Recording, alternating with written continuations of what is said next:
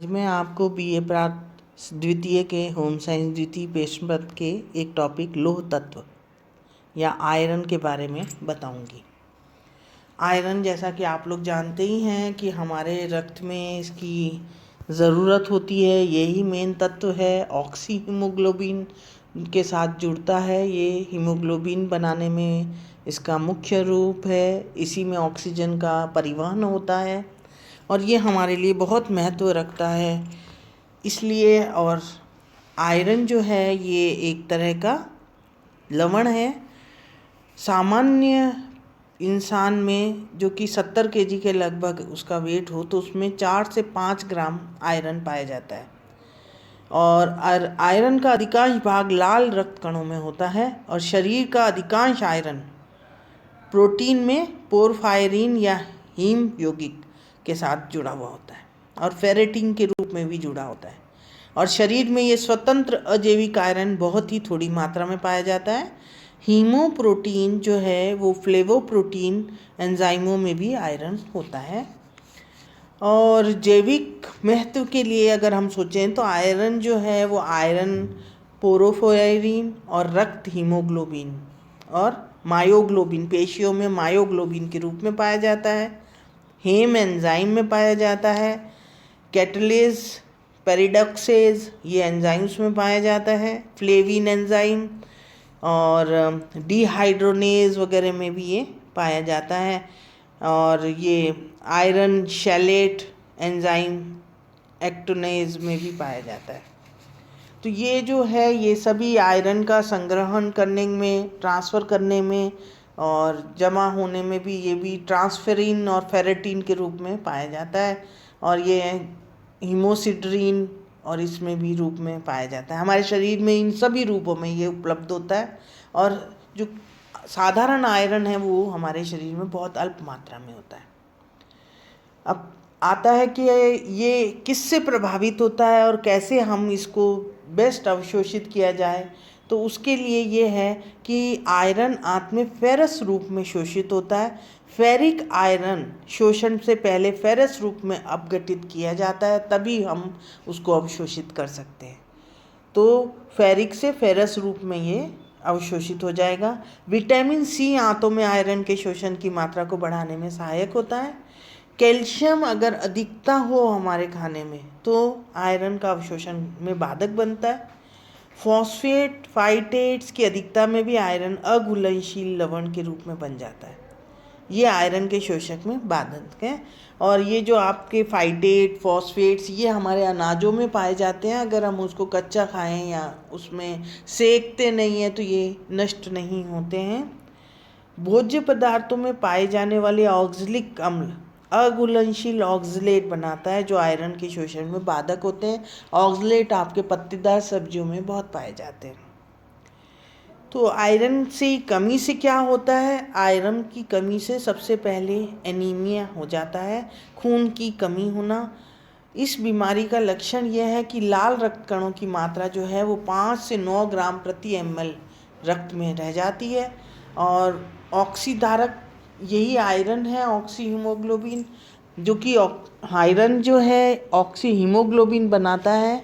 तो ये जो हीमोग्लोबिन में ये मुख्य तत्व आयरन ही है, हेम प्रोटीन जिसे कहते हैं।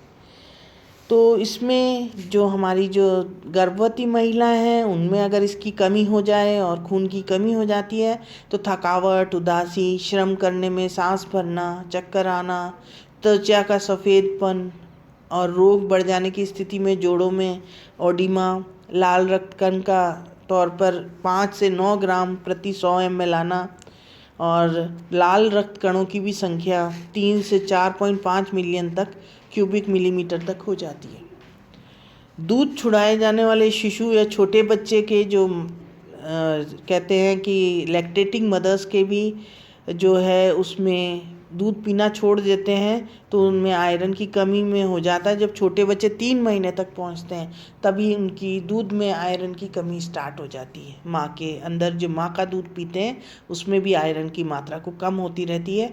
इसलिए गंभीर रूप से वो खून की कमी हो जाती है। तो इसलिए कहा जाता है कि वीनिंग फूड्स देने चाहिए ताकि बच्चे में आयरन की कमी ना हो। दूध पिलाने वाली महिला में भी आयरन की कमी हो जाती है, क्योंकि वो दूध में बहुत सा आयरन चला जाता है, तो उसके लिए भी हमें ध्यान में रखना चाहिए।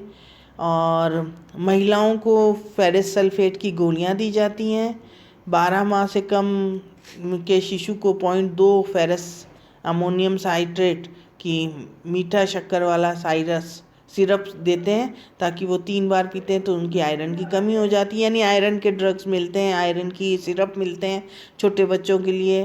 और जो 5 वर्ष की आयु के हैं वो 0.4 से 9 ग्राम फेरस एल्युमिनियम सिट्रेट वगैरह मीठा सिरप देते हैं उनको।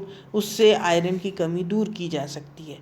मगर कितनी भी दवाइयाँ ले लें, अगर हम जब तक आहारी स्रोत नहीं उपयोग में लाते हैं तब तक हम उसको रिकवर नहीं कर पाते हैं। तो हरे पत्तेदार सब्जियां, फलियां, आपके मीट, मछली, अंडे आयरन से परिपूर्ण हैं, अच्छे स्रोत हैं। दूध में आयरन बहुत कम होता है। भोज्य पदार्थों में आयरन की मात्रा जो है वो अगर हम देखें तो कई चीज़ों में हरे पत्तेदार सब्जियां और उनमें ज़्यादा होती है। मांस, मछली, हरे पत्तेदार सब्जी उसमें ज़्यादा है, और गुड़ में होती है। और पोहे में मानी जाती है कि आयरन जो है वो ज़्यादा होता है। कहते हैं कि वो लोहे के हथौड़े से पीटा जाता है, तो इसलिए पोहे में उसका इनकॉर्पोरेट हो जाता है आयरन। इसी तरीके से एक कहते हैं कि ये ज़रूरी नहीं है, एक हाइपोथेसिस ही है। लोग कहते हैं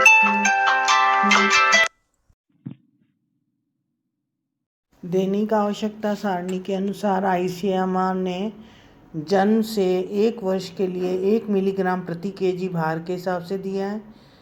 1 से 5 वर्ष के बच्चे के लिए 15 से 20 मिलीग्राम प्रति केजी, और 8 से 12 साल के बच्चे के लिए 15 से 20 मिलीग्राम, 13 से 18 वर्ष के लड़के के लिए 25 ग्राम, लड़कियों के लिए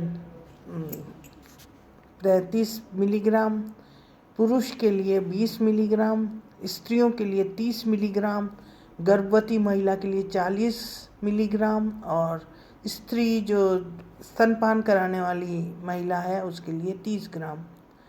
तो ये ज़्यादातर ये देखा गया है कि हमारे को आयरन की आवश्यकता होती है और हम लोग इसमें ध्यान नहीं रख पाते हैं आयरन के लिए। तो उसके लिए हमें उसके उचित खाद्य जैसे हरी पत्तेदार सब्जियां और मीट वगैरह लेना चाहिए। किडनी वगैरह में भी ज़्यादा होता है, गुर्दे और इनमें, और इसी तरीके से मछलियों में बहुत अच्छे से पाया जाता है।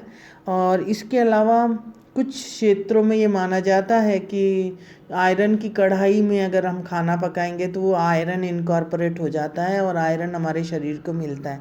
पर आज तक जो साइंटिस्ट हैं ये प्रूव नहीं कर पाए कि क्या वो आयरन जो दिया जाता है कढ़ाई के रूप में, कढ़ाई से जो स्रवित होता है, वो हमारे शरीर द्वारा अवशोषित होता है या नहीं। ये अभी भी दुविधापूर्ण बात कही जा सकती है, क्योंकि अभी तक ये प्रूव नहीं हुआ कि वो हमारे शरीर द्वारा अवशोषित होता है। तो अवशोषण हमारे शरीर में आयरन का बहुत ज़रूरी है।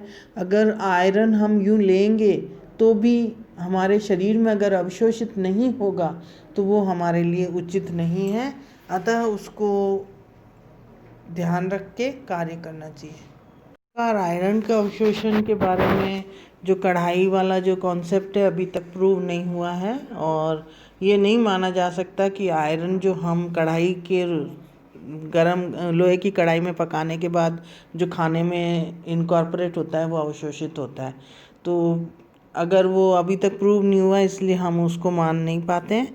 और गुड़ और ऐसी चीज़ें जो हमारे शरीर के लिए ज़्यादा फ़ायदेमंद हैं उन्हें लेना चाहिए। पिंड खजूर है, गुड़ है, इनमें आयरन की मात्रा अधिक होती है। हमारे जो हिंदुस्तानी खाने हैं उसमें खूब मिलती है ये। हम लोग चटनियाँ वगैरह लेते हैं, हरे पत्तेदार सब्जियाँ, साग वगैरह बनाते हैं, उसमें सिर्फ एक ही प्रॉब्लम आती है जो ऑक्सलेट की प्रॉब्लम। ऑक्सलेट की प्रॉब्लम हम उबाल के दूर कर सकते हैं। तो अगर हम उन जो भी हरे पत्तेदार सब्जियां हैं उनको उबाल के बनाएं और उसका पानी रिमूव कर दें तो ऑक्सलेट कम हो जाता है।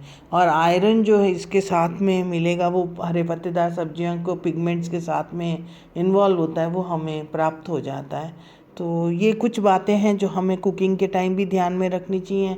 और अगर हमारे अंदर कोई भी खुराक की कमी के गुण आ रहे हैं तो हमें आयरन लेने से बहुत फ़ायदा होता है। जैसे कहा जाता है कि अनार लेना बहुत ही अच्छा रहता है, अनार का जूस या अनार खाएं तो उससे आयरन की प्राप्ति अच्छे से होती है और अवशोषित भी अच्छा होता है और वो जल्दी रक्त निर्माण के कार्य में मदद करता है। तो अतः इसलिए मैं ये कहूँगी कि आपको आयरन के लिए जो आयरन के खास सोर्सेज हैं उन पर ध्यान देते हुए उसे खाना चाहिए। और कोई भी अगर आपको लगता है कि कमी के लक्षण दिख रहे हैं तो आयरन की डोज वगैरह भी ले सकते हैं। आहारी स्रोत आपको डेली रूटीन में ज़रूर खाने चाहिए। और अगर अधिकता जो कि मैंने अवशोषण में जो बाधक हैं उनको नहीं लेना चाहिए। और प्रोटीन और इसका विटामिन सी आयरन के अवशोषण में मदद करता है, तो उसको अपने नियमित खाने में ज़रूर डालना चाहिए। धन्यवाद।